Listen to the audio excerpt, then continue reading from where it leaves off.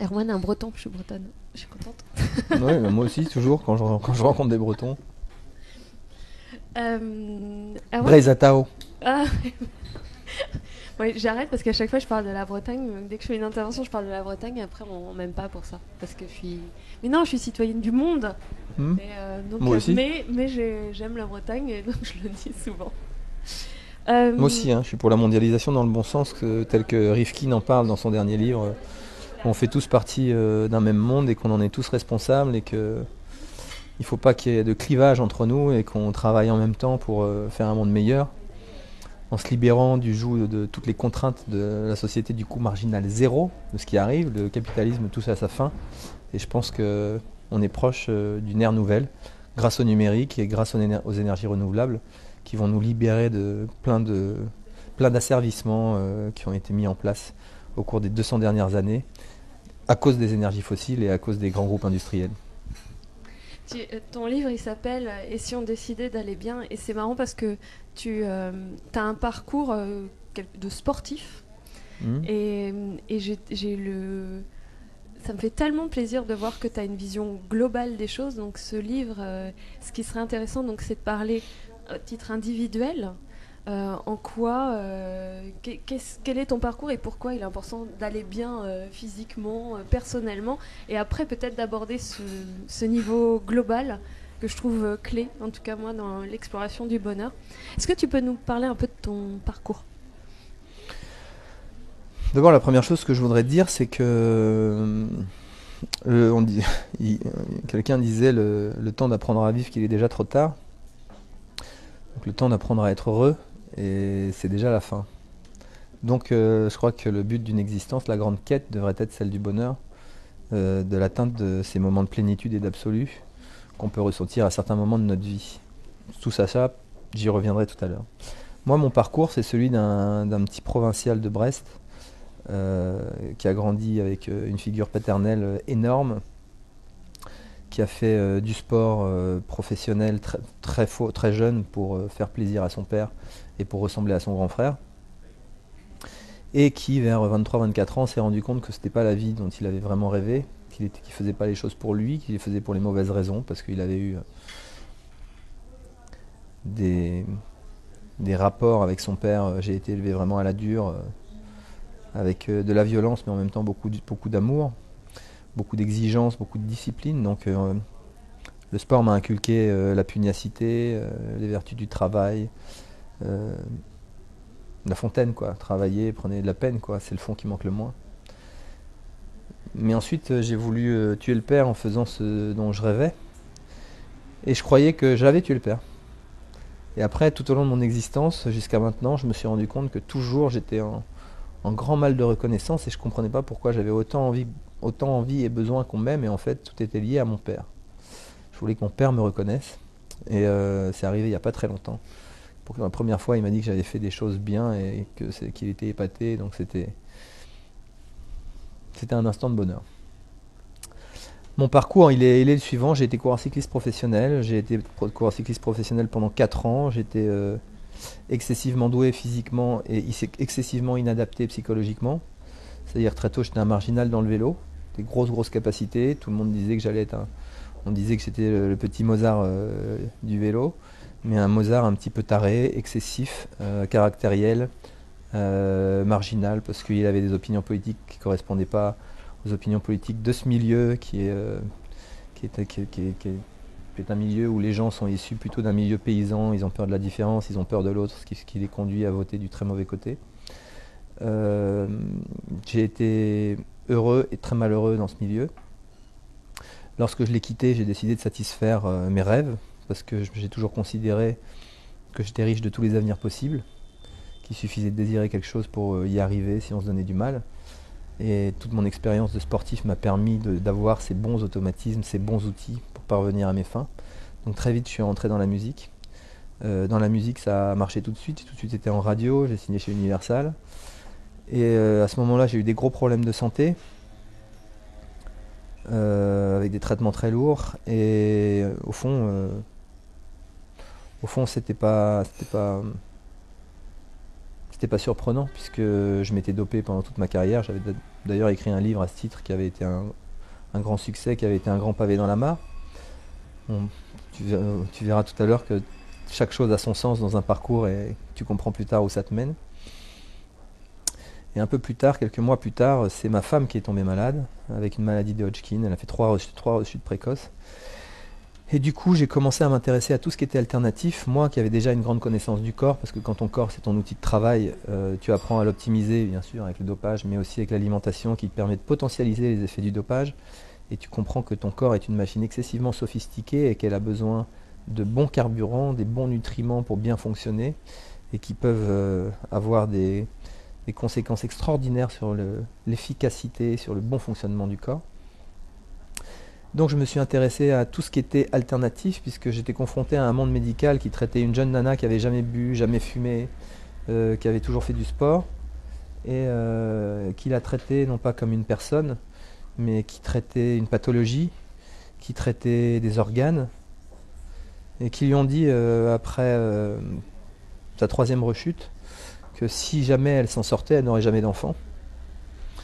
Lorsqu'on leur demandait si il fallait changer des choses d'un point de vue alimentaire, on dit non, continuez surtout à manger comme vous mangez, ça n'a pas d'importance. Donc tout ça, ça me choquait beaucoup parce que j'étais moi très très conscient et très au fait de ce qu'il fallait faire. Et là, je me suis documenté, j'ai commencé à être passionné par tout ce qu'il y avait à côté. Alors que j'étais encore chanteur, mais déjà j'ai commencé à me passionner à ça. Et ma femme a guéri. Parce qu'on a changé plein de choses, on a complètement viré les laitages de notre existence, on a viré tous les sucres rapides, on a commencé à avoir un fond nutritionnel pensé, on a fait des jeûnes pendant ces chimiothérapies. Voilà, un an après, elle tombait enceinte. Elle en avait marre que je sois dans le milieu de la musique parce qu'elle était très inquiète pour moi à cause de mon côté excessif et de ma propension à pousser les limites toujours plus loin dans les bons compartiments mais aussi dans les mauvais. Donc j'ai pris la décision pour cette petite fille de changer de vie et de repartir à zéro. J'ai commencé à coacher des gens. Jusque-là, j'étais quelqu'un de très égoïste, très tourné sur moi, très égomaniaque, comme on l'est souvent, surtout quand on fait dans la musique, puisque qui n'est pas égomaniaque quand il prend la décision de monter sur scène et d'être regardé par tout le monde. Le fait de commencer à m'occuper des autres, ça m'a appris plein de choses sur moi. Ça m'a aussi permis de découvrir le bonheur de faire du bien et de changer la vie des autres. Et j'ai voulu aller de plus en plus loin. J'ai eu énormément de succès. Et un jour, je me suis posé une question. Je commençais à très bien gagner ma vie. Non seulement très bien gagner ma vie, mais le temps que je passais avec les gens, c'était des gens qui étaient très fortunés, qui étaient des chanteurs, des acteurs, des hommes politiques. En gros, je m'occupais d'une élite et je me disais que les gens qui en avaient le plus besoin, c'était des gens qui étaient plutôt défavorisés. Donc j'ai réfléchi et j'ai embrassé une nouvelle carrière, une carrière d'entrepreneur, une entrepreneur du web. J'ai monté une start-up dans le web dont la vocation première était de démocratiser l'accès au coaching en déployant tous les outils qui sont autour du sportif de haut niveau dans un souci de performance et de les adapter pour en faire un outil de santé durable. Donc ça, c'était ma nouvelle vie. En même temps, j'ai sorti un premier livre qui s'appelle La méthode FitNext, qui reprenait les grandes théories que je défends aujourd'hui et qui, je pense, sont salutaires pour la santé. À savoir enlever un certain nombre d'aliments de notre existence, manger ce pourquoi on est programmé, en regardant notre histoire et notamment notre ancêtre préhistorique, et associé au sport. Donc ça, c'est du pur bon sens. Ça s'est mis en place et au fur et à mesure que j'avançais sur ce chemin à la fois d'entrepreneur, mais aussi de quelqu'un qui était préoccupé par ses semblables et qui avait envie qu'ils aillent mieux, j'ai appris plein de choses. Jusqu'au jour où j'ai été une nouvelle fois rattrapé par les coups du sort. Mon frère est tombé malade en 2013 d'un cancer du pancréas. Je l'ai accompagné pendant 1 an et demi jusqu'à son décès. Et je me suis aperçu que j'avais été emporté sans le savoir, que j'étais rentré dans un rôle qui était l'homo economicus pur et dur, que moi-même j'étais devenu un patron de start-up avec des préoccupations de croissance, que je prenais plus de temps pour moi, que j'étais dans cette course effrénée, et que j'étais encore une fois en train de traverser l'existence comme un obus. Je me suis dit qu'il fallait que je fasse un pas de côté, et j'ai regardé le monde en changeant de paradigme, en regardant le monde à travers le prisme de celui que vivait mon frère. Et c'est ce qui m'a amené à me poser de nouvelles questions et envisager de faire un livre, encore une fois avec cette dimension holistique, parce que pour moi, on fait partie d'un tout, et on a chacun d'entre nous un rôle à jouer, une place essentielle. Et je me suis dit qu'il fallait faire ce travail que les autres ne me font pas, parce qu'ils n'ont pas le temps, parce qu'ils ne sont pas éduqués, parce qu'ils n'ont pas accès à certains savoirs, parce que c'est un travail, parce que c'est une enquête. Et je pense que c'est réussi. Et c'est quoi ton message principal alors avec ce livre? Allez bien, c'est un vaste projet. Si tu regardes la grille de lecture de l'Organisation mondiale de la santé, il y a le bien-être physique, il y a le bien-être mental et le bien-être social. Et les structures de notre société prennent racine quelques siècles en arrière, quand des Portugais et des Espagnols ont décidé de financer des navigateurs pour partir à la conquête du monde. Et c'était le début du capitalisme en fait, où ces gens partaient à la conquête du monde pour piller, détruire des civilisations, ramener de la richesse, créer de la richesse sur des gens qui avaient investi sur eux. Donc c'était les premiers fonds d'investissement. Les années qui ont suivi, on est passé du pillage de plein d'autres sociétés à l'esclavage. On a utilisé des personnes comme des outils de travail, comme des bêtes. Et c'était le commerce triangulaire. Et c'est à cette époque-là que Adam Smith, qui est le père du capitalisme, lorsqu'il a écrit La richesse des nations, a érigé l'économie au rang de science. Et cette science-là, c'est celle qui nous gouverne aujourd'hui. Et d'être humain, on est passé au statut d'homo economicus. C'est-à-dire que le but de nos existences aujourd'hui est de consommer. Les politiques aujourd'hui, ils nous disent attention, il faut relancer la croissance, il va falloir qu'on consomme. Donc, j'ai bien compris qu'il y avait quelque chose de beaucoup, beaucoup plus profond qui était en train de s'inscrire dans nos vies. C'est que les gens n'étaient plus préoccupés que par l'avoir et qu'ils oubliaient d'être, et qu'il y a quelque chose d'essentiel dans la quête du bonheur. C'est de savoir qui on est, c'est le fameux connais-toi toi-même, c'est le temps qu'on va prendre pour essayer de comprendre pourquoi on agit. Et le titre de ce livre, c'est Aller bien. Aller bien, c'est savoir, avoir accès à la connaissance, comprendre pourquoi on va mal, et une fois qu'on a compris pourquoi on va mal, décider de changer pour aller bien. Oui, il y avait une... oh, super la voix. Il y avait une question justement d'une personne qui disait ça.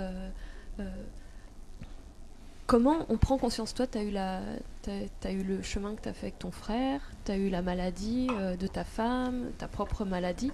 Est-ce qu'il faut passer par des moments de chaos et on est face à la mort pour prendre conscience de ça? Est-ce que toi, tu aurais pu passer par un autre chemin si quelqu'un t'avait parlé de tout ça de façon intelligible? Ça t'aurait convaincu, tu penses? Je suis pas armé pour répondre à cette question pour une seule et bonne raison, c'est que ça ne s'est pas passé comme ça.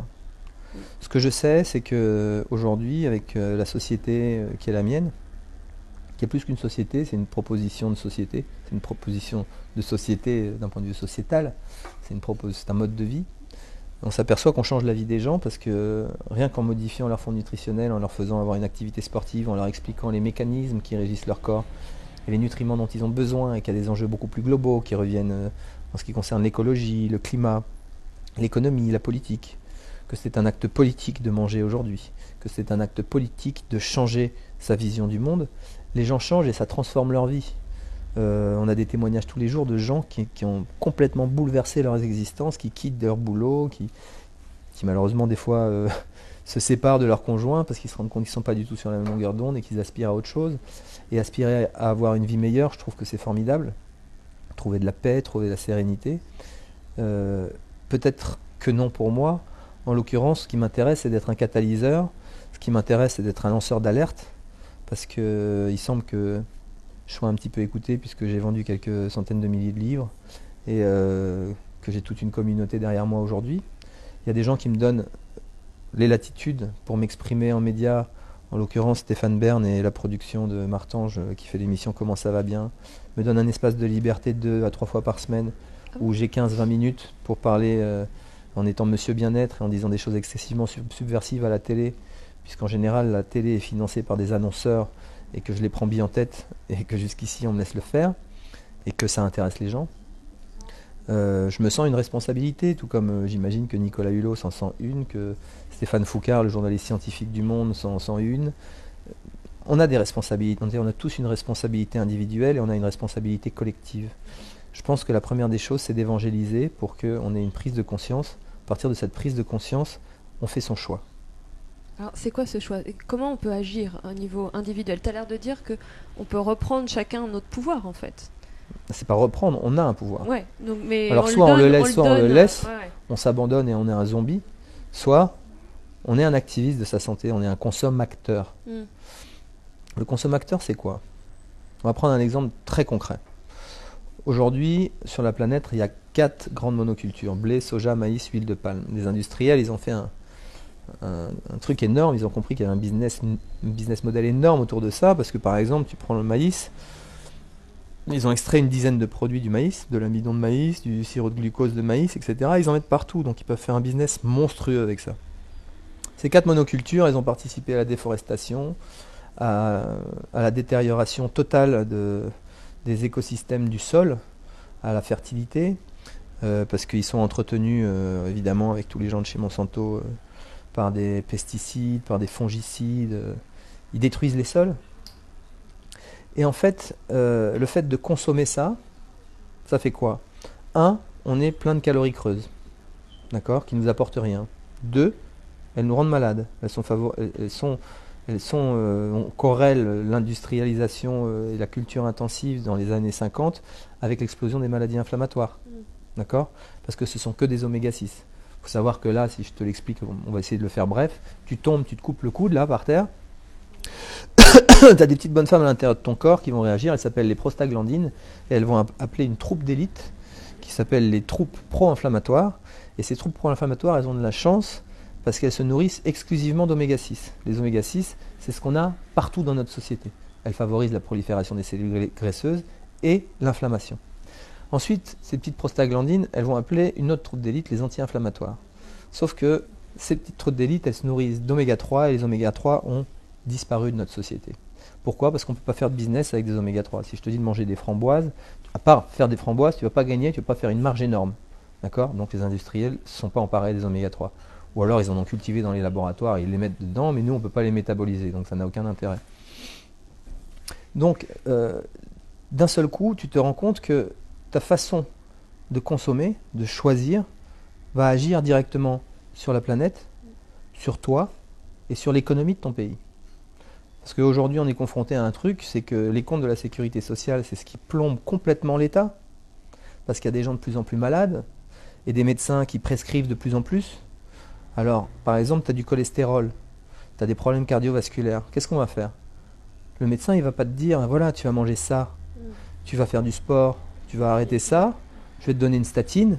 Si tu es une femme en plus, tu vas avoir plein d'effets indésirables qui peuvent devenir cancérigènes. On est dans une mécanique qui est vicieuse. Tout nous fait aller dans le mur. Alors que si tu décides d'arrêter de consommer ça, tu vas pas être malade. Tu vas ralentir la déforestation. Tu vas ralentir l'empreinte carbone, parce qu'on ne va pas faire venir de la merde de l'autre bout de la planète. Tu vas participer à la réduction du déficit de la sécurité sociale. Si tu te mets à prendre des circuits courts, à prendre du frais, tu vas recréer du tissu social économique, parce que tu vas recréer de l'emploi avec des petits paysans qui vont pouvoir se développer. Bref, c'est un schéma vertueux, tout est lié. Si demain, un politique acceptait de faire ce que j'appelle une sorte de taxe Tobin, pollueur-payeur, si chaque fois que quelqu'un faisait des calories creuses où il rajoute du sucre, du sel et du gras, qu'on devait le payer déjà beaucoup plus cher, ça dissuaderait les gens d'acheter ces produits, ça obligerait les industriels à faire des produits de qualité, donc ils continueraient à avoir du travail quand même, ça réduirait le budget de la sécurité sociale, ça recréerait du tissu économique, parce que la grande question pour moi, c'est de savoir si on veut 1,5 milliard de petits paysans ou quelques centaines d'agro-managers. Ce qui m'a intéressé chez Michel Serres, c'est lorsqu'il dit que on vient d'assister à la fin du néolithique. Le siècle dernier, au début du siècle, il y avait 50% qui étaient dans les campagnes en tant que paysans. Aujourd'hui, il y a moins de 3%. Ces 3%, c'est les gens les plus déprimés. La troisième cause de mort chez les paysans, c'est les suicides. La deuxième, c'est les cancers. Et aujourd'hui, c'est reconnu, ce sont des maladies qui sont directement liées aux pesticides. C'est le serpent qui se mord la queue. Et il y a des gens qui sont sans scrupules, qui continuent à faire du blé en vendant des produits toxiques, en essayant d'avoir des grands enjeux géopolitiques pour avoir la gouvernance de l'alimentation. Je pense par exemple à Monsanto ou à tous les groupes industriels qui en ont rien à foutre de la santé des gens, qui sont juste préoccupés par des colonnes de pertes et de profits qui sont le grand drame de notre société. Il faut remettre de l'humain au centre des préoccupations. C'est général, c'est pas que Monsanto. C'est-à-dire, Monsanto, ça se voit parce que ça touche à notre alimentation. Mais je pense qu'on est tous un peu dans ce schéma de vouloir faire de l'argent. Reprenons. Moi, j'ai monté une start-up. Donc oui, je gagne de l'argent. J'écris des livres, je prends de l'argent. Mais les comportements que j'ai, ce que je mets en valeur, c'est des comportements vertueux. Je fais en sorte que les gens aillent mieux. Je propose une offre qui n'est pas chère du tout, qui permet aux gens d'aller mieux. Je leur donne les clés. J'écris même des livres qui vont à l'encontre de mon business digital pour les libérer. C'est pas un problème de faire de l'argent. Faire de l'argent, c'est pas sale. T'es pas un enfoiré parce que tu fais de l'argent. T'es un enfoiré quand la vocation première de ton métier, par exemple, quand elle est celle de nourrir les gens, que tu donnes pas la plus élémentaire des choses en tant que producteur d'alimentation pour les gens, c'est que tu leur donnes des aliments qui soient bons pour leur santé. Je t'interromps là, juste parce que tu as parlé du point de félicité. J'ai trouvé ça très drôle, j'avais jamais entendu ce terme, parce que félicité, ça touche au bonheur. C'est quoi ce point de félicité? Alors, dans les années, à la fin des années 50, il a fallu reconstruire le monde. Il y a eu une grande période de pénurie, il fallait nourrir un maximum de monde en un minimum de temps. Et c'est là que les industriels se sont mis à faire de la culture intensive, à modifier le conditionnement des aliments. Ils ont fait le principe de commodité qui est arrivé très tôt dans les années 60, c'est-à-dire faire des plats tout préparés, tu n'avais rien à faire, ils se sont rendus compte que ça ne marchait pas. Quelque chose dans la gorge, je suis navré.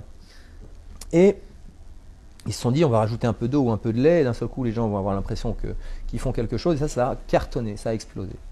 Et puis après ils se sont posés d'autres questions, ils n'en avaient plus rien à cirer du bien-être des gens et de leur santé. Ils se sont dit comment est-ce qu'on va pouvoir les faire consommer beaucoup plus, et mon produit en particulier, comment les rendre accros. Donc là on est rentré dans des laboratoires avec des biologistes, avec des chercheurs, et ils ont financé des études pour essayer de comprendre qu'est-ce qui rendait les gens accros. Qu'est-ce qui allait faire en sorte qu'on n'allait pas déclencher les centres de satiété quand on marche.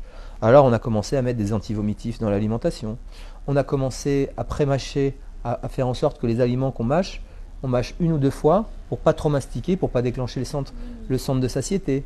Qu'est-ce qu'on a fait? Ils ont commencé à faire des tests en rajoutant certains produits, au-delà de tous les additifs, 3 produits, du sel, du gras et du sucre. Et ils se sont rendus compte que s'ils diminuaient un peu le sucre, les gens, quand ils faisaient les études sur des centaines de personnes, les gens mangeaient moins. Et chaque fois qu'ils rajoutaient plus de sucre, les gens devenaient tarés, complètement tarés, et ils en remangeaient encore et encore. Mais si on n'avait pas assez mis de sel et de gras en même temps, les gens n'étaient pas pareils. Donc ils ont découvert un point de rupture, qu'ils ont appelé le point de félicité, où chaque fois que la personne goûte le produit, dans les 5 minutes, elle va vouloir y retourner avec une même compulsion sucrée. Alors à cela, il y a plusieurs raisons. Quand il y a quelque chose qui a un index glycémique très élevé, qu'est-ce qui va se passer? Tu as des capteurs le long de la langue et le long de l'œsophage qui vont discuter avec le cerveau et qui vont dire attention, il y a une quantité énorme de sucre qui arrive, un index glycémique énorme qui est dangereux pour la santé. Qu'est-ce qui va se passer? On va sécréter au niveau du pancréas de l'insuline, qui est l'hormone du stockage du gras qui va transformer le sucre en gras. Mais comme le cerveau, lui, se nourrit à 80% de sucre, après avoir sollicité le pancréas, il est dans un instant de panique. Et qu'est-ce qu'il fait? il t'envoie une compulsion sucrée qui va encore créer une hypoglycémie réactionnelle. C'est ce qu'on appelle l'insulinisme, c'est ce qui est à l'origine, de l'épidémie de diabète depuis 60 ans et de l'obésité. Mais ça, ils n'en ont rien à cirer. Ce qui les intéresse, et c'est comme ça qu'ils nous appellent, ils nous appellent des parts d'estomac. Nous sommes des parts d'estomac, nous ne sommes pas des individus. On a désincarné les gens, déshumanisé les gens. On est des produits auxquels on vend des produits. Voilà. Bon, je vais revenir sur le bonheur. T'es prêt? Je suis prêt, ouais. Juste avoir peut-être maintenant ta vision du bonheur ou bien les choses qui te paraissent importantes pour être heureux dans la vie. Tout à l'heure, j'ai commencé à te parler d'une question et j'en parle dans le livre. Un jour à mon papa, quand j'étais petit, j'avais dit, papa, c'est quoi le bonheur? Mon père, lui, il a fait la guerre, il a 85 ans, tu vois. Et il m'avait dit, môme, le bonheur, c'est l'absence de malheur. À la lueur de mon expérience, je me dis que c'est vrai que ça y participe. L'absence de malheur, c'est déjà, si tu es un petit peu éveillé, eh ben, tu vas pouvoir te recueillir sur la beauté de l'existence quand tu n'es pas en difficulté, que tu souffres pas, que tu n'as pas des galères. Après, le bonheur, c'est ces moments de plénitude, d'absolu que tu as lorsque tu as un épanouissement personnel dans le cadre de ton activité personnelle, dans ton activité professionnelle, et que tu peux partager avec les gens qui sont autour de toi sans que cet épanouissement ait empiété sur le leur. Donc c'est une espèce d'équilibre instable qui te permet de partager un moment de plénitude avec quelqu'un sans qu'il atténue le sien. C'est-à-dire que c'est une sorte de communion. C'est quelque chose qu'on arrive à partager ensemble. Ça peut être conditionné par plein de petits gestes au quotidien. Il y a des gens qui se foutent de ma gueule quand je le dis, mais si on se dit que chacun d'entre nous, comme si on le faisait pour des enfants, que de tous les jours on faisait 3 actions gratuites pour les autres, on aurait une énorme satisfaction et que ça serait une chaîne fantastique. Moi, j'essaye de mettre de la conscience dans ma vie, j'essaye de me recueillir devant la beauté des petits plaisirs. Il y a une anecdote que je sors dans le livre, mais les derniers jours que je passais avec mon frère, quand la morphine lui laissait quelques instants de répit, je l'emmenais dans le petit jardin calme et verdoyant qu'il y avait dehors, dans la pleine lumière du soleil de printemps, quelques semaines avant qu'il meure, notamment les derniers jours. Et je le regardais, on se tenait la main tous les deux, j'avais pas conscience à ce moment-là de l'intensité et de la plénitude de ces moments. Et je le voyais fermer les yeux, recevoir le soleil sur lui. Et il inspirait fort comme ça. Il faisait rentrer de l'air dans ses poumons. Il se délectait des dernières gouttes de vie qu'il avait en lui. Et moi j'ai pensé à un film qui s'appelle Le Soldat Ryan, où à la fin du film, il y a Tom Hanks qui s'adresse à Matt Damon, qui est le soldat Ryan, et ils vont tous mourir pour lui, et il lui dit « mérite ça ».